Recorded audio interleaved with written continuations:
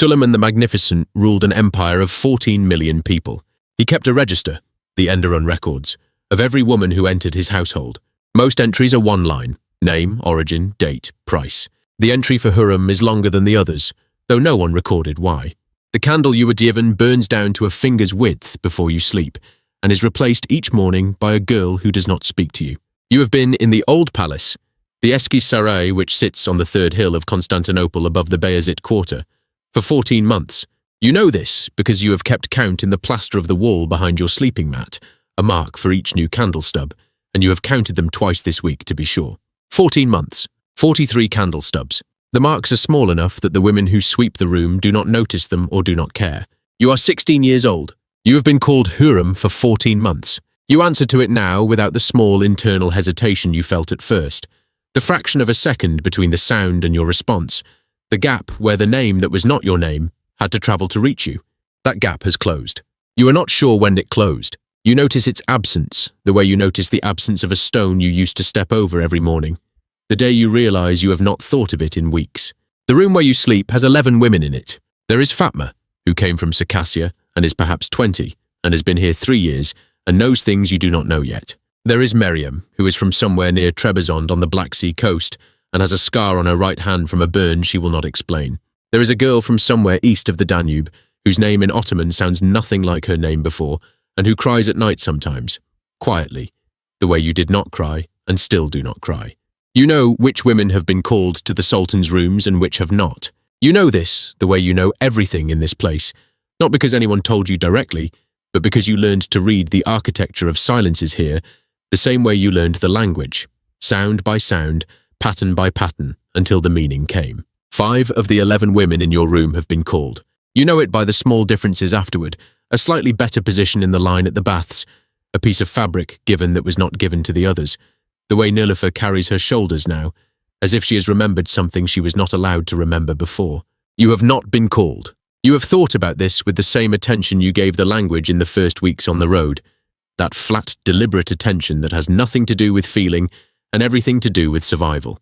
You have inventoried what you have. You speak Ottoman now, not perfectly, but well enough that the women laugh at your accent rather than your errors, which is a different thing. You read Arabic script slowly, one word at a time, moving your finger along the page the way your father moved his finger along the church Slavonic texts in Rohatyn. That patience of a person who learned that meaning does not arrive, it accumulates.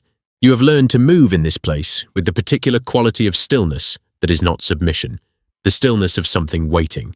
You have not thought about what you are waiting for, or you have thought about it in the way you do not think about the miller's son, which is to say you think about it constantly, at the edges of sleep, in the middle of the counting that still puts you under. The summons comes on a night when it is cold enough that your breath shows in the corridor. You are walking back from the hammam, the bathhouse at the eastern end of the palace complex, with your hair still damp, wrapped in a linen cloth that is not quite thick enough for the November air. Your feet are bare on the stone floor. You have been in the hammam because it is Thursday, and Thursday is the day your group goes, and you have come back the way you always come back. Past the door with the brass handle that you have never seen opened, past the window that looks out onto a courtyard where 3 pomegranate trees grow. 17 pomegranates on the nearest tree, the same as yesterday, the same as last Thursday. Hatice Kalfa is waiting in the corridor. Hatice Kalfa is the woman who runs the daily order of the harem with a competence so complete it is almost invisible, the way the structure of a building is invisible until it fails. She is perhaps 60, with white hair and hands that are always moving, adjusting, arranging. She has never spoken to you directly, except to correct your Ottoman in the first months, when she would walk past you in conversation with the other women and emit a single word of correction without breaking stride. The right form of the verb, the right ending of the noun, deposited into the air like a stone dropped into water. She looks at you now. She says something that takes you a moment to process, because it is short and your mind has been trained to expect longer sentences, more context. Tonight, she says, you are to come. You stand in the corridor with your wet hair and your bare feet on the cold stone, and you wait for more. She is already walking away. There are things that happen before you are taken to the Sultan's rooms that you will remember with a precision that has nothing to do with their importance and everything to do with the way the body memorizes under pressure. A woman you do not know oils your hair with something that smells of rose and something else you cannot name. She works in silence, and her hands are efficient and impersonal, and you look at the wall in front of you, which is tiled in the blue and white pattern you have seen throughout the palace. You count the tiles in the row at eye level, 19 tiles. Then the row below, 19 tiles also. You would like to count the row above, but the woman's hands are in your way, and you do not move your head.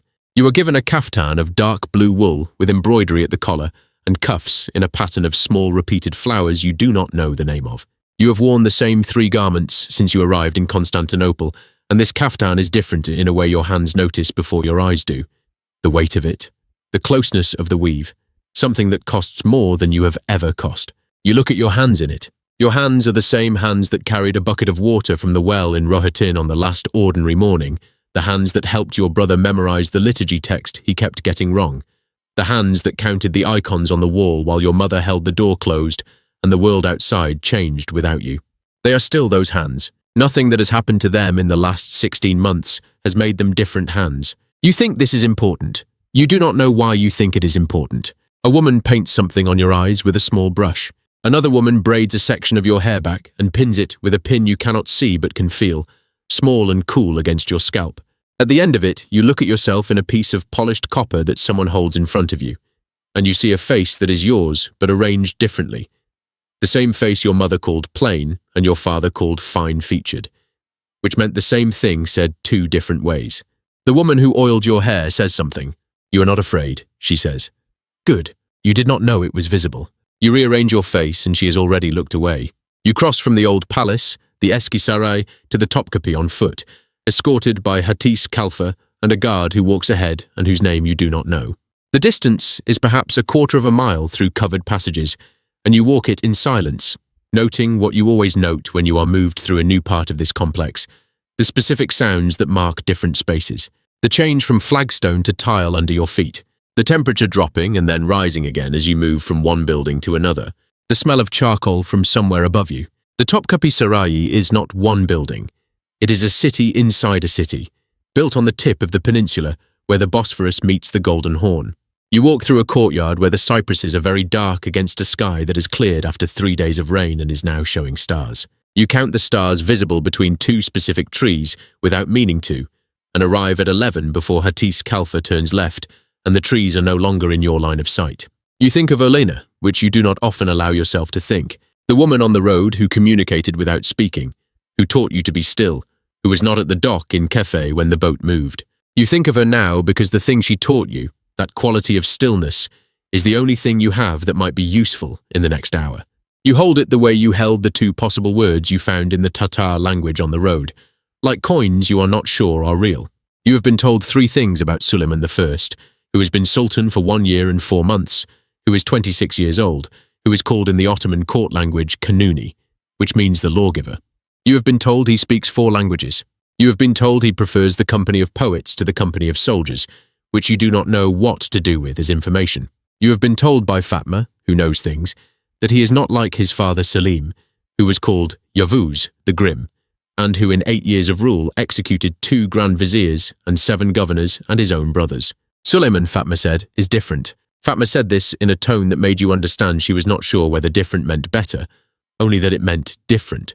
He is sitting when you enter. You know this without looking directly at him, because you have been told not to look directly, and because the angle of your lowered gaze takes in the specific quality of stillness that belongs to someone who is used to being looked at and has learned to receive that attention without receiving it. He is at a low table with papers and an inkwell. There is a lamp to his left, a brass lamp of the kind you have seen throughout the Topkapi, a particular design with a pierced cover that throws light in a pattern of small holes across the wall and ceiling and floor, a constellation of small lights. 31 lights. The ones on the ceiling are harder to see. A man you understand to be a secretary says something and withdraws. Suleiman looks at you. He asks you something, and his Ottoman is different from the Ottoman you have been learning in the old palace, shaped differently in the mouth, the vowels held differently. It takes you a moment to pass it, and in that moment you feel the thing you have been not feeling for 16 months move through you once, clean and fast, like cold water through a closed fist. He has asked you where you are from. You answer. Rohatan, you say, which is in Ruthenia, which the Ottomans call Lehistan. He asks if you know the Ruthenian liturgy. You do. You tell him you do. He asks you to say a line of it. You say a line of it. The Church Slavonic comes out of your mouth the way it always did, without effort, before you know you are going to say it. The liturgy your father made you learn before you learned to spin wool, which your mother considered a failure of priorities, which is the last ordinary thing you can remember your mother saying to you. He listens. You do not know what is on his face because you are looking at the floor, at the specific pattern of the carpet under your feet, a red ground with a repeating border in dark blue and ivory. You are looking at it with the concentration of a person who has decided that counting the elements of a pattern is preferable to thinking about what is happening to them. He says something that the secretary translates into a simpler form of Ottoman. Again, the secretary says, he wants to hear it again. You say it again. This is the moment you do not understand the significance of and will not understand for some years, not until you are old enough to read the histories of this court. A letter has survived in the Topkapi archives that mentions, briefly, a girl from Lehistan who knew the liturgy without being asked to prepare it. You know none of this. You know the liturgy, which you have said 10,000 times before. You know the carpet under your feet has 64 flowers in the visible section of the border. You know that somewhere in the palace there are 11 women in a room waiting for a candle to burn down and sleeping on mats that smell of cedar. You know that tomorrow morning Fatma will look at you when you return and will not ask you anything, because she already knows how to read the answer in the set of your shoulders. You say the line of the liturgy again, a third time now, and your voice in the room is very small against the size of the room and the weight of the lamplight and the 31 small holes of brightness on the walls. You think of the priest's house in Rohatyn, 2 rooms, 3 icons, the river audible in winter from the bed. The specific morning in April, when you walked to the well with a bucket your father mended with a piece of wire, and the sky was the pale blue of early morning, and you did not know any of the things that were already moving toward you. Suleiman says something final. The secretary translates. You may go, the secretary says. You will be called again. You will be called again. You walk back through the Topkapi in the dark, through the courtyard with the cypresses, past the place where you counted 11 stars.